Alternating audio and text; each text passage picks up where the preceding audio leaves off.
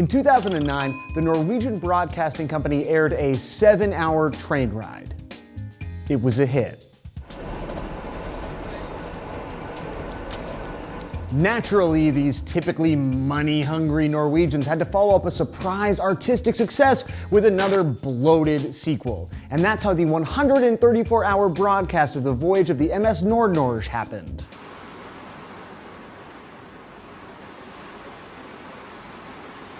If you want the world's attention, just broadcast a 5-day boat trip and have half of your population tune in at some point. It's just a boat on a fjord. Slow TV. The name is pretty literal. And while the train and the boat and later the knitting and the cooking are what brought the Western think pieces and the jokes on late night TV, the origins of what seems like a very modern response to the speed of contemporary culture actually aren't that contemporary at all. On this occasion, 11 Alive and Nothing But Love Songs 102 WPIX have preempted all regular programming and commercials to bring you the warmth, good cheer, and friendliness of a Yule log fire. The ubiquitous Yule log video started as a Christmas Eve broadcast on New York City's WPIX in 1966. It was filmed in the official residence of the mayor and was designed to bring some holiday warmth to city residents who didn't have their own fireplace. Now, if you're closer to my age and you're from Toronto, you might remember this. Starting in 1986, Night Walk aired on Global Television between 3 and 5 in the morning as an alternative to the test pattern. It was also a valuably jazzy introduction to the coolness of walking up and down Yonge Street for hours on end in the middle of the night.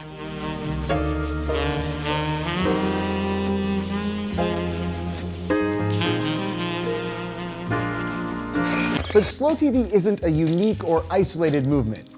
There's slow cinema, although I'd argue that that's designed to be more antagonistic towards its audience. As in, no one is expected to enjoy watching a 720-hour movie. The film will begin to play on December the 31st, 2020, when it'll presumably take the title of world's longest film. That's from the 72-minute trailer for Ambiance.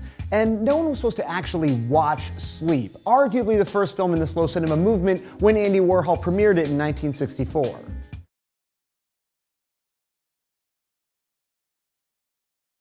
And slow TV isn't an ethical choice like slow food.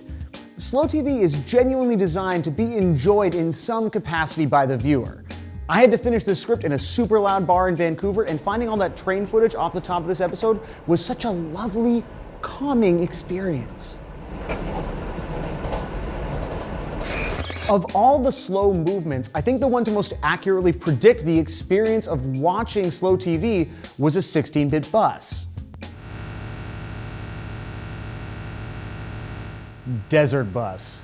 From the minds of Penn and Teller, this is an unpausable game that tasks you with driving a bus from Tucson, Arizona to Las Vegas, Nevada, in real time. There are no passengers on the bus and it lists slightly, so you can't take your hands off the wheel at any time. When you finish the drive, you get 1 point and you make the return trip to Tucson.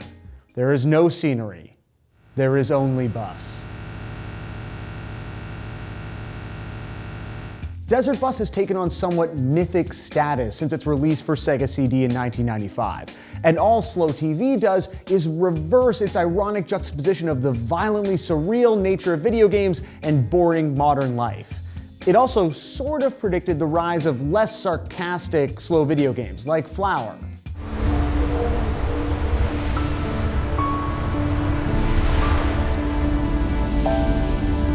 Slow TV might sound like something that only kooky Norwegians can get down with, but consider that the same production company that makes The Little Couple for TLC bought the US rights to the Norwegian broadcast company's format and technology. That British Airways now offers in-flight slow TV, that you just watched an entire episode of this show, mostly featuring a train rumbling slowly through the wilderness. In an era where speed is everything, you may be more willing to embrace some slowness than you think.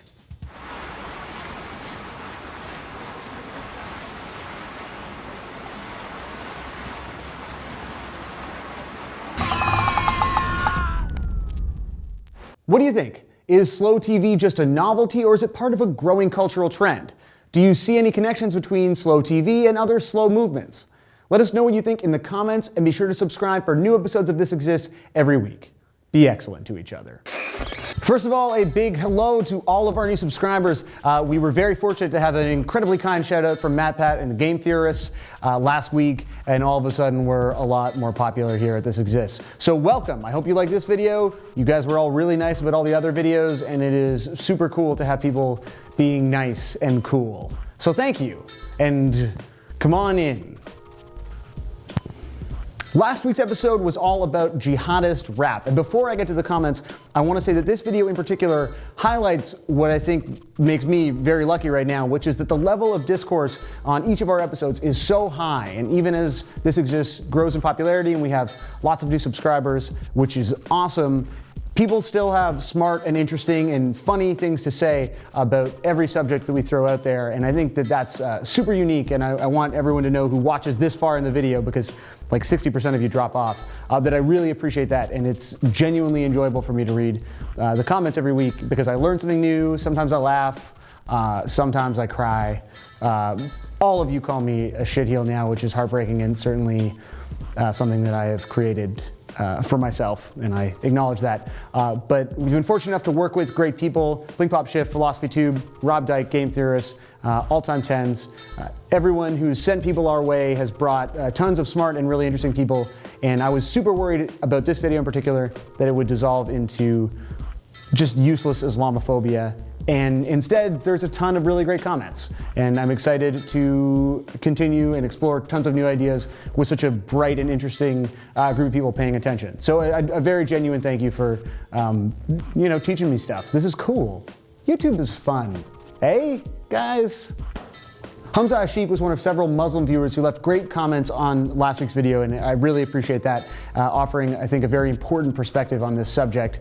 In particular, Hamza discussed just how troubling this was as a propaganda tool, and that's ultimately what all this is, and the real danger of ISIS at this time is that these sorts of elements, and less so the crappy a cappella stuff, but the higher quality hip-hop can have a very powerful effect on disenfranchised Muslims, particularly in Europe, where we're seeing the rise of extreme right-wing parties. Look at what just happened with the Swedish elections, and that as people are disenfranchised, this is a sort of music that speaks to them. We made a video all about white power hip-hop much earlier on in This Exists history, and really that targeted the same sort of people. This is the music they're listening to, and it's a message that speaks to their alienation. And so Hamza's comment was great, and there's several others. Again, thanks to all of our Muslim viewers who had something to say about this video.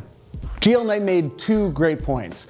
First of all, there's Brother Ali, who is a fantastic rapper and actually, discusses his religion in his music. And it's something that I didn't quite touch on, but when we said, there are tons of Islamic mainstream rappers, it's people like T-Pain and Ice Cube.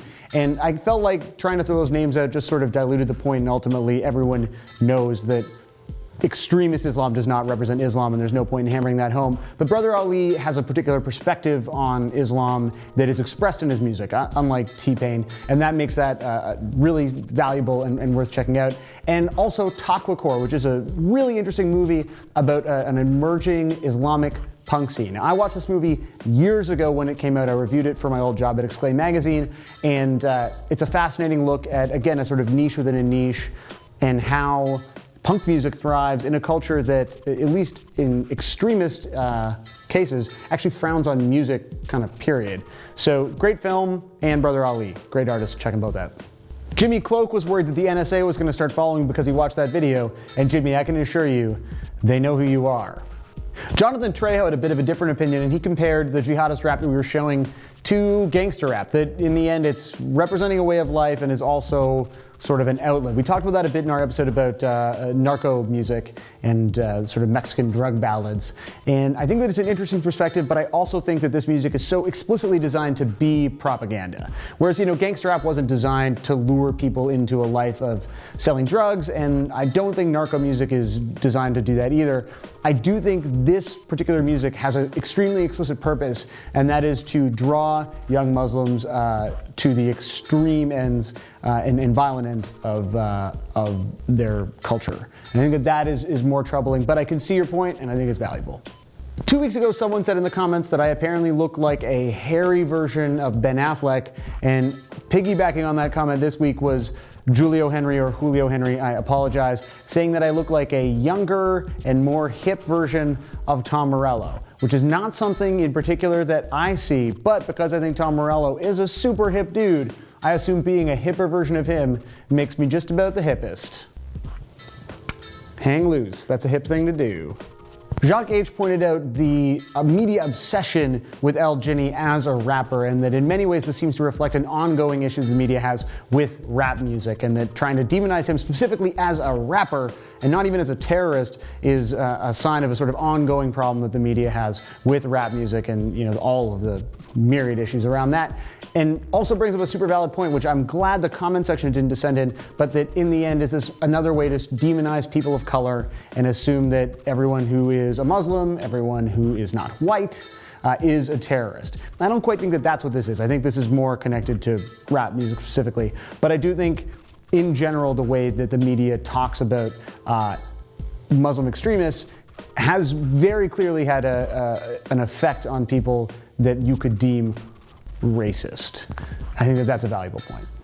MFAR Productions, or MFAR Productions, let me know that my shirt might be too small for me, and then edited their comment to say maybe it wasn't too small. I have that issue where I'm sort of between sizes. I've started unbuttoning the top button, but then like I get the chest hair thing, and I think I look like a bit of a dick. So any sort of suggestions in terms of how I should wear my shirts, you'll notice that I went safe, black, this week. But thank you for the fashion critique. Little Dog Reed said this was a hell of a first episode to watch, and I assume you came here from Game Theorists.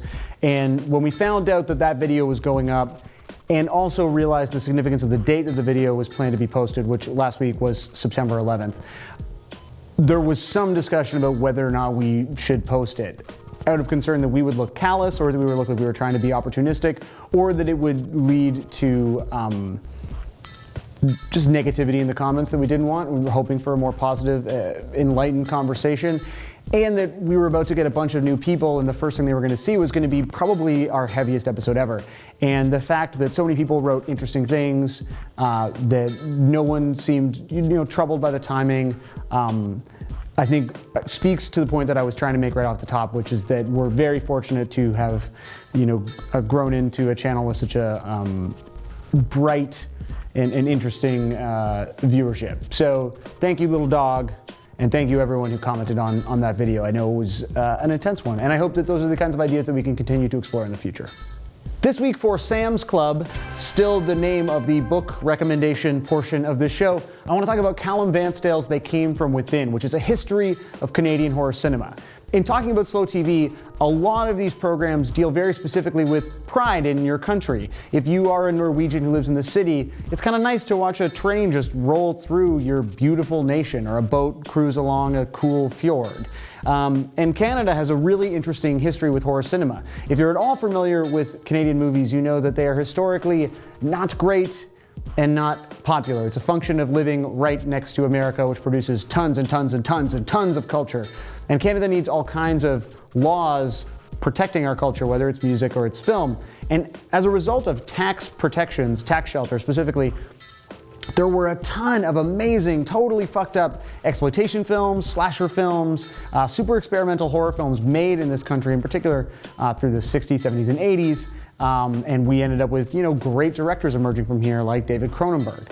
And so what They Came From Within does is sort of trace the weird and wild history of a very, very specific horror scene, and that could only really have come from a place like Canada. It made me very proud to be from here, and if you like movies, horror, Canada, film at all, it's an excellent book. Callum Vansdale's, it's a tough name to spell. You can probably see it on the screen right now.